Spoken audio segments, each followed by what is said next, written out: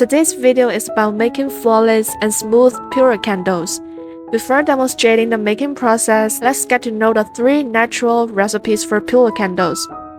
The first one is Purer Blended Wax, also known as PB, which can be used alone for making purer candles. It comes in block or granular form and is mainly made from soy wax mixed with natural additives to improve its performance. There are many brands of PB available on the market. You may choose according to your budget and needs.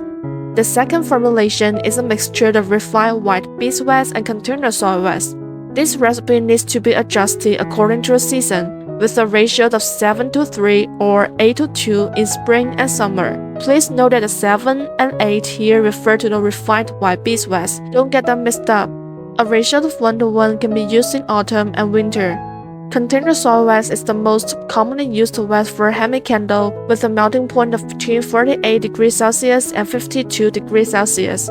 Common brands include Golden Wax 464, Natural Wax C3, etc. This formulation doesn't have a mandatory requirement for a brand, as long as the soy wax is container specific and has a melting point of between 48 degrees Celsius and 52 degrees Celsius.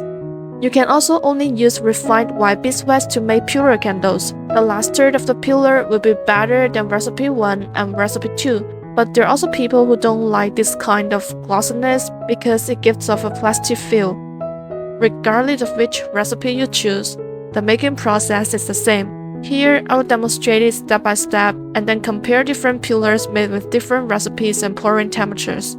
I have a video about candle supplies which demonstrate and explain candle making tools, wick, color materials, fragrance oil, and candle molds in detail. So I'm not gonna repeat this here. I've put the regarding video link below. If you have any questions about candle supplies, feel free to check it out. Without further ado, let's demonstrate the making process. Purer candles made with acrylic molds have a better luster. You can choose the shape you like.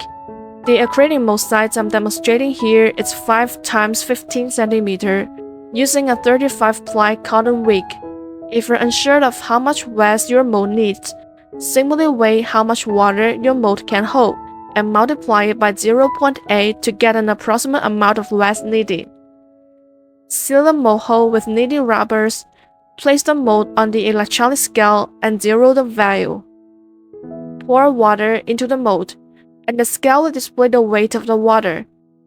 The water weight here is 250 grams, so 250 grams times 0.8 equals 200 grams, which is the approximate amount of wax needed for this mold. Don't forget to wipe off the water.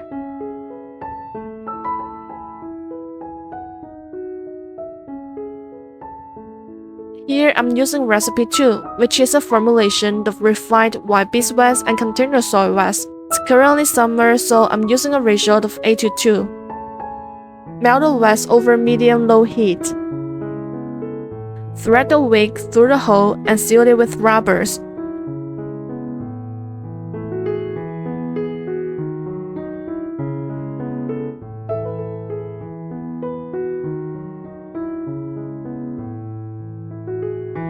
To prevent overheating, turn off the hot plate and remove the pot when there are a few unmelted wax left in the pot. Stir the wax and let the remaining wax melt with the residual heat. I use candle liquid dyes.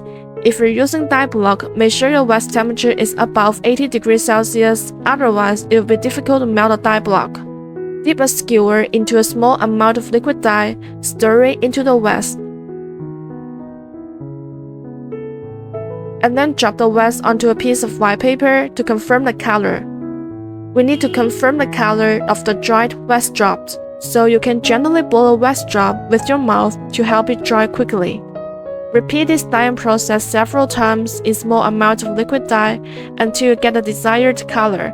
Here I'm demonstrating nude color mixed with red, yellow, and a small amount of brown candle dye.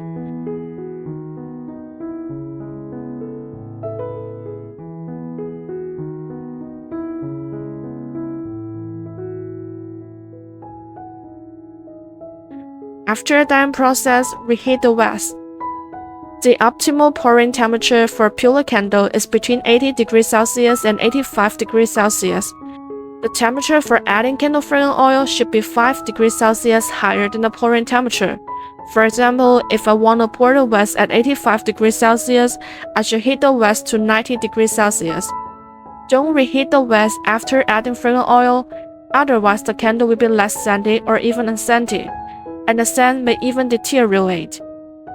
Place the pot with wax liquid directly on the electronic scale and zero the scale and add between 5% and 8% fragrance oil. The maximum amount of fragrance oil added depends on the wax material. Some can even be added up to 10%. If you want to know the specific value, please consult your wax supplier. Stir for about 10 seconds. Measure the wax temperature while stirring.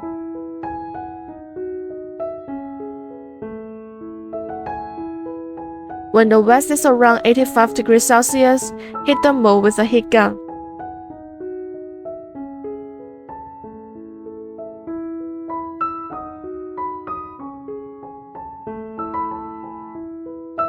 And then pour the wax into the mold along the wick.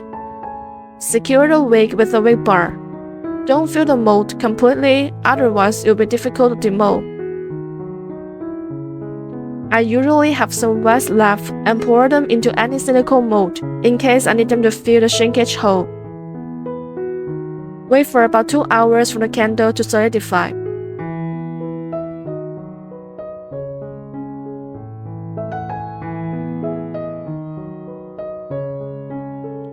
One hour later, the candle has already partially solidified.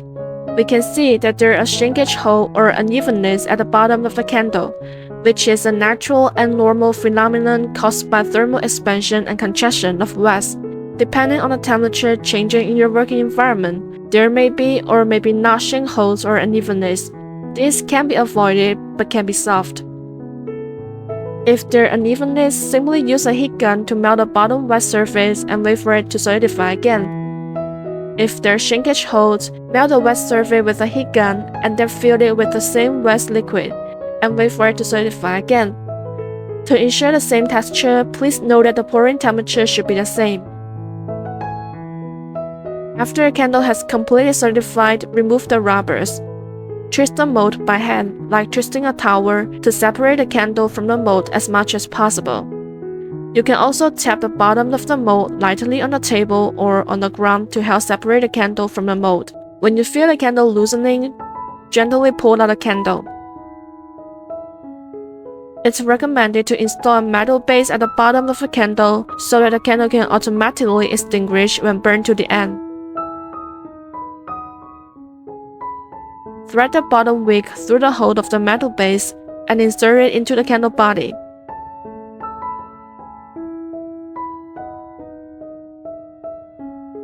Trim the extra wick.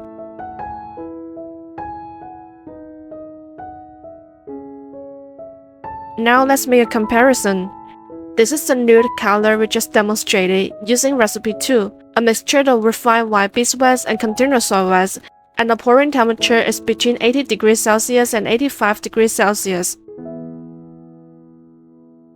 This black one also uses the same formulation, the same production process, but the pouring temperature is between 90 degrees Celsius and 100 degrees Celsius. We can see that under the same formulation, the candle with the higher pouring temperature, which is the black one, has a better luster. This is also the case for recipe 1. Therefore, if you want to improve the luster of puller candles, you can increase the pouring temperature, but it shouldn't exceed 100 degrees Celsius.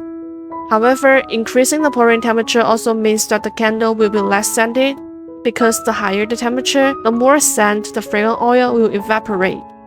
This purpley black one is made of recipe 3, which is only refined white beeswax, and the pouring temperature is between 90 degrees Celsius and 100 degrees Celsius. If the refined white beeswax is poured below 90 degrees Celsius, there may be defects such as stripes and bubbles. The luster of a puller made of beeswax is the best among the 3 recipes, but the sanding ability is the worst. In conclusion, the pouring temperature of puller candle has two ranges. One is between 80 degrees Celsius and 85 degrees Celsius, and the other is between 90 degrees Celsius and 100 degrees Celsius, of which recipe 3 only recommends pouring between only second range. The first pouring range, 80 degrees Celsius to 85 degrees Celsius, achieves the balance between the fragrance and the texture of the candle, while the texture of the second pouring range is more glossy but less sandy. Remember to heat the mold with a heat gun before pouring the wax. Let's decorate the pillars. The most common decoration method is to stick various wax decoration on the candle body, such as portraits, geometric shapes, and so on. The candle molds are 2D silicone molds. They don't necessarily have to be candle-specific molds. Silicone molds from baking or resin can also be used. We need to ensure that these wax decorations have high softness and hardness at the same time. So we go for white beeswax. Put a small amount of white beeswax in the pot and melt it over medium-low heat. Dye the wax liquid in black.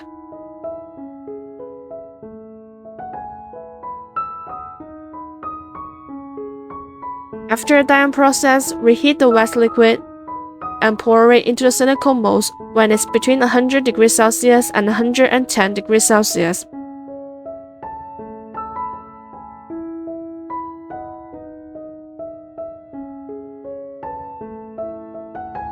Wait for about 5 to 10 minutes. Due to different room temperatures and mold sizes, adjust the waiting time according to the actual situation. My room temperature is about 25 degrees Celsius as I turn on the air conditioner. I'll wait about 5 minutes for the smaller decorations and 10 minutes for the larger ones.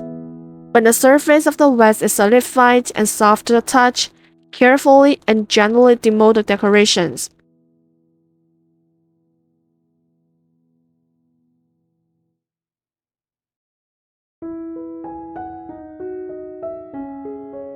At this time, the white beeswax is still very soft and has not completely solidified. Press the warm white beeswax decorations onto the curved acrylic molds, making their edges fit tightly with the molds.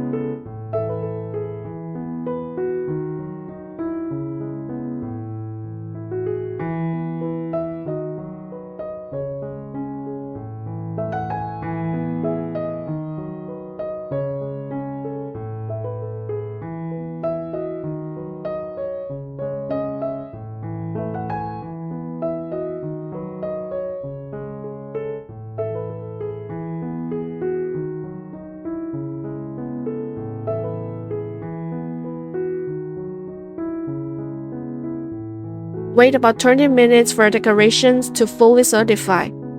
Take the solidified and hardened wax decoration off the acrylic molds.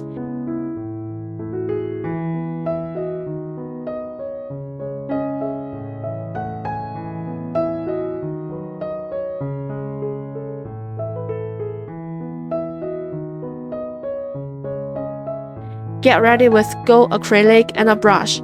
Any acrylic paint and brush will do. No brand restrictions.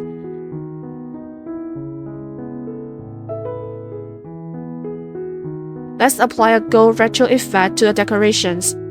Dip a very small amount of acrylic and brush it back and forth along the lines of decoration to create a gradient gold effect on the raised areas. Different wax-based colors paired with different metallic acrylics will produce different gradient retro effects.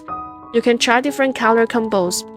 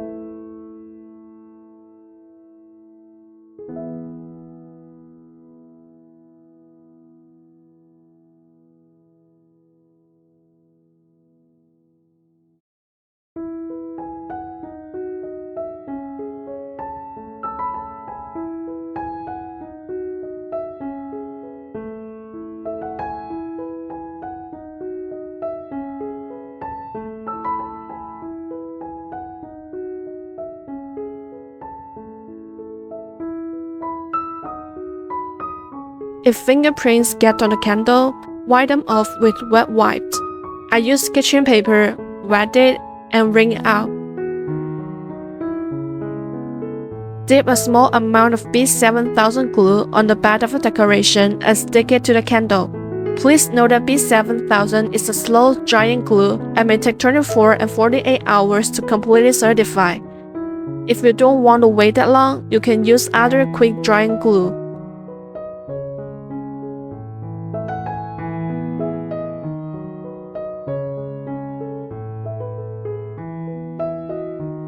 That's all about making basic pillar candles. If you have any questions, feel free to drop a comment.